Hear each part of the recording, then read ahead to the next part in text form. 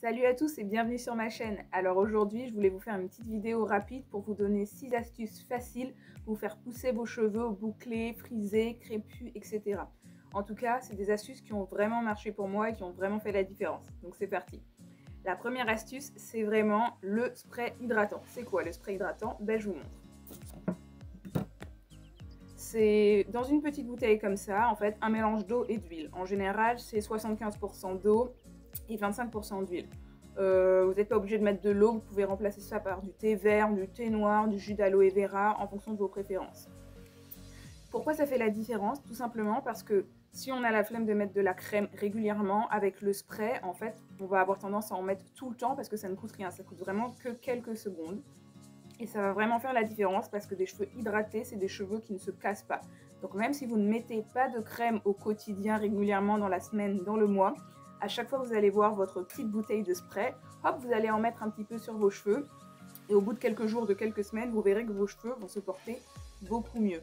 Ça va vraiment faire la différence parce que vos cheveux vont être hydratés au quotidien sans que ça ne vous coûte un effort surhumain. Donc ça, c'est vraiment l'astuce qui tue, ça marche super bien pour moi. Dans le mien, je mets environ la moitié de jus d'aloe vera, l'autre moitié de thé vert et en général, je rajoute un petit peu d'huile de pousse. Et puis voilà, ça marche très bien pour moi, donc vous me direz ce que vous en pensez. La deuxième petite astuce, justement, c'est l'huile de pousse. C'est quoi l'huile de pousse? C'est une huile ou plusieurs huiles avec vraiment des actifs qui vont être là pour stimuler la pousse du cheveu, stimuler la force, renforcer le cheveu et vraiment lui donner toutes les vitamines, toutes les protéines pour qu'il pousse et qu'il se renforce au maximum. Alors moi, j'en ai fait un DIY, c'est-à-dire que j'ai mélangé plusieurs huiles avec de la poudre d'amla, de la poudre de brahmi, etc. etc. J'ai mis quelques vitamines. Donc ça, c'est ma version. Mais vous pouvez aussi en acheter, je vous mettrai quelques liens en barre d'infos. J'en ai testé qu'un, je crois que c'était de Mi-Senti, une lotion de pousse suractivée, mais ça marchait très bien. Cette astuce, elle marche encore mieux pour les filles qui ont des braids, qui ont des nattes, parce que en plus de faire votre petit spray hydratant tous les jours, avec l'embout comme ça, vous allez juste pouvoir en mettre dans vos raies, en fait, dans vos raies et sur votre cuir chevelu spécifiquement. C'est vraiment super pratique, en fait, cet embout applicateur. Et du coup, vos cheveux, vous allez voir, surtout si vous avez des zones où il y a des trous, des zones où vos cheveux se sont cassés, se sont arrachés, vous allez voir que ça fait vraiment la différence au quotidien. Moi, j'adore. Ok, troisième petite astuce, ce sont les masques capillaires réguliers. Oui, je sais, vous en avez sûrement déjà entendu parler encore et encore et encore.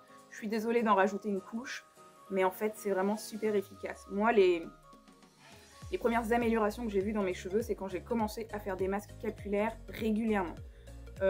J'ai commencé par une fois par semaine, vous n'êtes pas obligé de le faire aussi fréquemment, vous pouvez faire une fois toutes les 2 semaines, une fois tous les mois. Le tout, c'est que ce soit régulier en fait.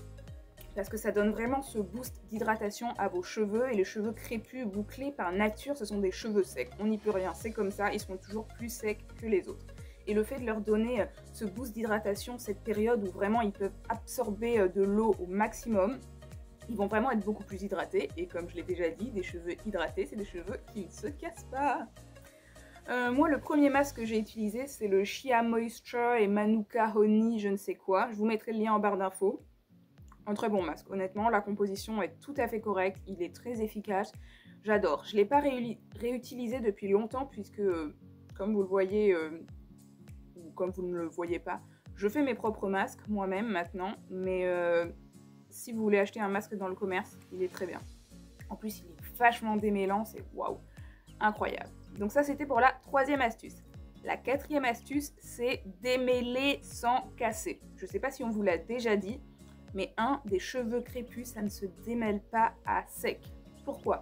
Tout simplement parce que quand vous démêlez à sec, en fait, à sec, vos cheveux, ils sont grosso modo accrochés les uns aux autres. Chaque fibre capillaire est accrochée à la fibre d'à côté.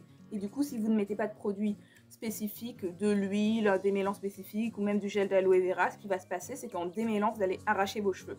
Du coup, vos cheveux, ils seront super démêlés, mais vous allez en enlever la moitié. Du coup, vous aurez cette impression que vos cheveux ne poussent pas, alors qu'en fait, si, ils poussent, mais comme vous les arrachez dans le même temps, vous ne voyez pas cette pousse, vous ne voyez pas cette longueur gagner. Donc ça, c'est un peu embêtant. Après, le démêlage, c'est pas obligé d'être une étape super compliquée, super chiante, pas du tout. Si vous démêlez avec du gel d'aloe vera, par exemple, ou du gel d'aloe vera mélangé à de l'huile de coco, c'est incroyable, ça démêle, mais c'est super facile. Si vous ne voulez pas faire vos propres mélanges, vous pouvez acheter des démêlants tout faits. Il y en a un de la marque Aunt Jackie que j'utilise de temps en temps, que je trouve très bien. Mais voilà, le tout, vous pouvez aussi démêler sous la douche avec un après-shampoing démêlant. Le tout en fait c'est de trouver un produit qui vous facilite grandement l'étape de démêlage et qui limite en fait l'arrachage de vos cheveux. C'est vraiment la clé en fait. Si vous ne démêlez pas correctement ou que vous ne démêlez pas du tout, vos cheveux, vous allez les arracher ou ils vont s'arracher d'eux-mêmes. Donc ma 5e astuce, ce sont les coiffures protectrices. Pour ceux ou celles qui ne savent pas ce que c'est une coiffure protectrice, c'est une coiffure qui, comme son nom l'indique, va protéger les cheveux. Protéger les cheveux des agressions extérieures telles que le vent, la pluie ou tout simplement de la friction en fait de vos cheveux sur par exemple votre tête d'oreiller, ce qui va avoir tendance à les abîmer. Et également une coiffure qui va vous permettre d'éviter de manipuler vos cheveux. Comment elle va faire ça, cette coiffure? Eh bien la plupart du temps en gardant vos pointes cachées et protégées pour pas qu'elles soient exposées au monde extérieur. Ça fait une vraie différence en fait parce qu'on se rend pas compte, mais on a tendance à manipuler beaucoup nos cheveux au quotidien et à force ça les arrache, ça les abîme.